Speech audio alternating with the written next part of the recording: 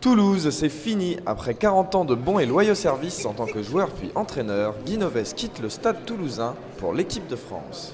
Il va laisser une énorme fidélité, je crois un attachement à la ville, un attachement au club et énormément de titres, donc énormément de fêtes qui se sont accompagnées, qui ont fait vivre la ville, qui ont rendu les gens heureux. Je crois qu'il a beaucoup été retenu par Toulouse, il a eu du mal à la quitter, mais peut-être que voilà, les 4 ans supplémentaires ont fait qu'il a pris la réflexion de se dire qu'il le regretterait peut-être un jour s'il essayait pas cette aventure.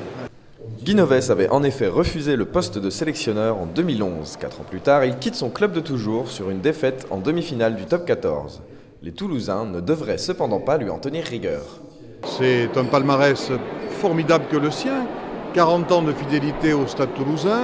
Il est le meilleur ambassadeur de la ville. Non seulement Guy Novès a fait une belle carrière lui, mais en plus, il a fait grandir le stade toulousain et à partir de là, il a fait grandir et rayonner l'image de Toulouse.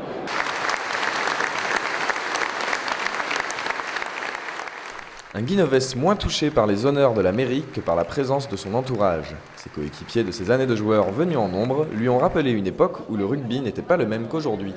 Partager encore ce moment ce soir avec ces gens-là, pour moi, c'était très, très fort et très important.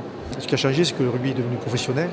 Donc les mecs ne sont plus des étudiants, qui n'ont plus le loisir justement de travailler une partie très importante qui est le cerveau.